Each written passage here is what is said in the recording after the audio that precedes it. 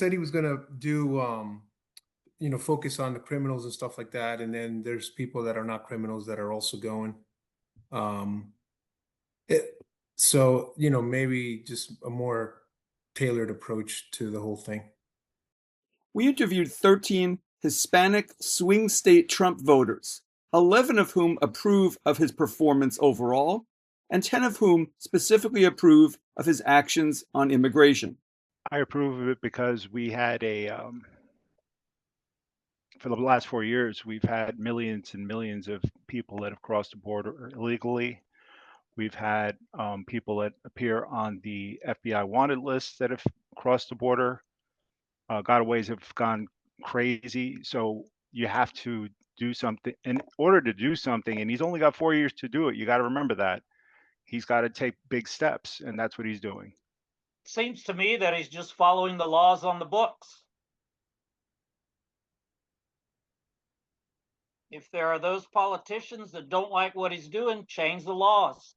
I've not seen one person come up with any idea or any new legislation to change what is already on the books.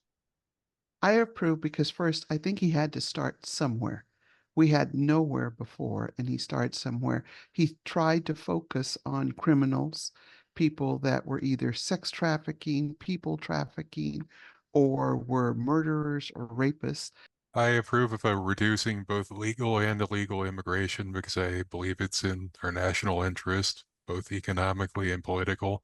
I'm hoping that he will change the culture, and even if a Democrat gets elected the next cycle, they won't allow, just open the border for whoever wants to come in. These 7 Republicans and 6 independents are emphatic that illegal immigration is a problem that needs solving. They draw bright lines between those who entered the country legally and those who didn't.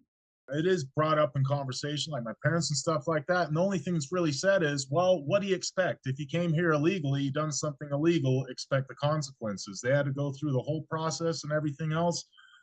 Scads of paperwork, like a 2-year process to come here legally. So don't be surprised if you done something illegal and it catches up to you. I have a friend that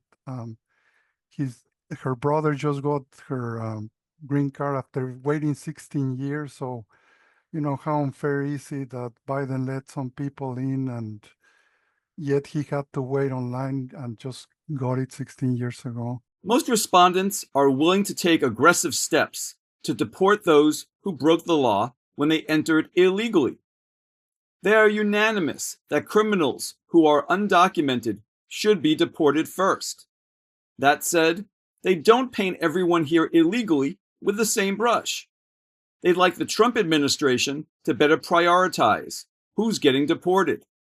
Some, particularly the women in our groups, are torn over how to handle, for example, people who have lived here for a long time, have not violated any laws, and are raising a family and holding a job. Listen to this exchange that I had with Irma. So I'm kind of torn about whether it should be, everybody should be deported. It don't matter if you've been here 20, 30 years, or if it should be the ones that are 10 years and, following the law, paying taxes and having a job and supporting their family and speaking English. Okay, so Irma, help me with something. So President Trump is deporting people who have been here a while, who haven't committed a new crime since they arrived. How do you feel when he does that? I think they should all be deported. Okay, but you just told me you're torn. Yeah, I'm kind of in the middle of that, but it's just like some people say 10 years, some people say, 20 years or whatever, but I don't know. So I'm just I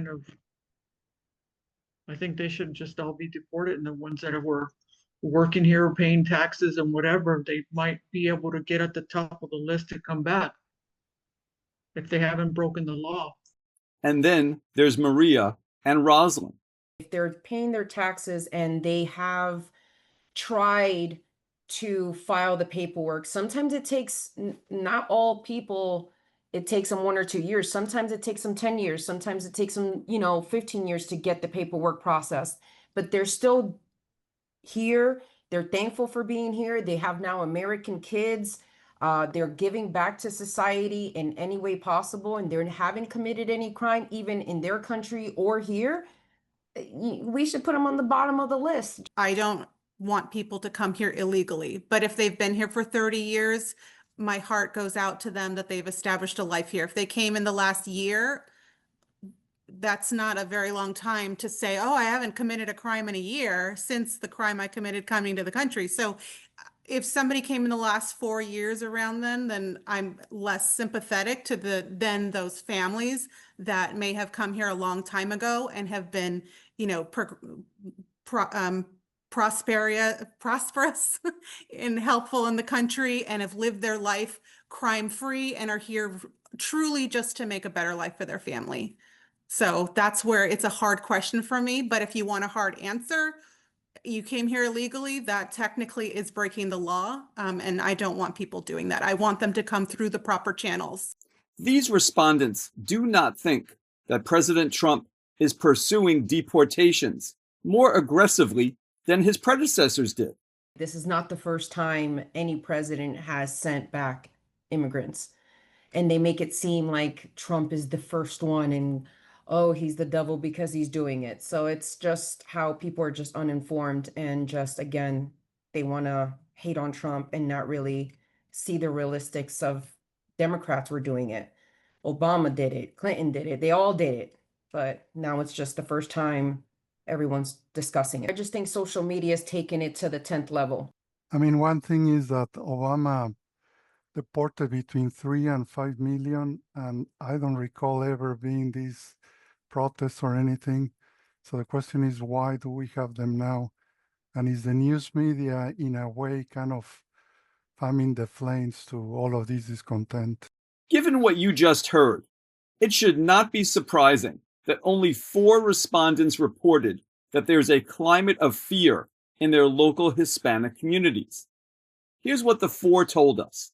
I just see a lot of fear with regards, like people, like in the groups that I am in, they post, be careful, don't go through this. They're doing raids and the ICE is coming, and so they're like abandoning their works or things like they're afraid to go out. And don't go out without, if you're a citizen, don't go out without your citizenship certificate or whatever, because you never know. So they're creating that source of fear around the area. A lot of the people in my community or my friends are Venezuelan. Of course, since the beginning of the year, they try to pass the TP, or they try to cancel the TPS, and everyone that was in that protected status will have to leave by June. So yeah, that definitely affected all my close friends, having to just reroute your life somewhere else, even though they went through a legal process, paid their taxes, and did everything right. So there's a lot of things that are great areas, and I've seen them affected. I belong to a Facebook page for Latinos in the city where you can, advertise services and all that stuff. And people on there, they make posts where, they talk about ICE being in the city and, not to go out of your house and stuff like that. So there's definitely the raids and stuff going on. I do see it on Facebook, but when I walk around, when I go to my local stores and things like that, you don't hear it, you don't see it, you don't feel the fear, but online it's there. But again, it could be just exaggerated. When it comes to immigration protests, 10 of the 13 support President Trump's sending Marines and National Guardsmen to Los Angeles. I approve because it really does get out of hand. The National Guard will be there hopefully to keep it under control. Because these idiots are trying to tear down their city, burn the cars, and then they complain because there's no money in LA. But they did it to themselves. Because a civilized society doesn't allow public disorder of the type that's going on in LA to happen. In what should be a wake-up call to Democrats, All 13 of our respondents said Democrats prioritize illegal immigrants over American citizens. How so? Free housing, healthcare. Also free healthcare, food stamps. It's they're actively courting them as voters. I don't think it's a secret. We heard that they're giving out, when they come over, they get a backpack, they get a smartphone, they get clothes, they get a gift card for, I think, $5,000. Uh-huh. Prepaid card for $5,000, and they can do whatever they want. Well, you see how hard they fight when you see the lawfare with all the judges who are trying to block Trump from deporting people like Abrego Garcia. You see the Democrats come out and defend him and say he's just a Maryland father. You see the American girls that are getting raped and murdered in our country. They don't talk anything about those poor lives that are lost, and they always talk about the bad guy as if he's a good guy, and they never mention the good people that are actually murdered in our country because of illegals that shouldn't have been here. I mean, during the Biden administration, we had waves and waves of refugees from Central America coming in that he allowed to come into the country, probably with the hopes of inflating Democratic voter rolls. I mean, they heavily vote for Democrats, so they have an incentive to let them in, and they do. Changing topics, 8 of the 13 say they are less anxious about the state of the economy today than when President Trump was inaugurated. Only 2 are more anxious, the others are neutral. Here's why most are less anxious. I watch several business shows every morning to see where the market's at, what's been happening overnight, and so forth. And of course, I look at my own investments. And what I see is really good. I see a lot of positivity happening for me personally. And then I look at the market overall, and I can almost project what can happen at least for the next 24 months. And it all looks positive in the way that we're headed. In reality, I've seen the grocery stores prices go down, actually. Like, I've noticed that recently. So that's my reality, and just the cost of living, I feel more comfortable that I can afford everything by my own. Okay. On what products have you seen prices go down? All my basics, like my milk, my eggs, all the regular things I buy. I've actually seen the bill go down. I tend to not monitor the stock market that much because it goes up and down, and I think I trust that he has a strategy with all these things. As Mariana said, he's a businessman and I feel he knows what he's doing. Sometimes I do get anxious, but I'm a person that tends to set it and forget it. So I'm not worried about that right now. Well, I'm not necessarily saying that the economy is turned around, but it's like, he's not a magician. So if you have a huge problem that was created for 4 years, it's going to take some time for that to turn around. And I think that he's very good at negotiating. So all the rhetoric that they have about tariffs and all that stuff, I think he has a grand master plan that most of us probably don't understand, but I have faith that he 100% has the best interest of our country at heart. Thank you for joining me again. Please forward this link to a friend.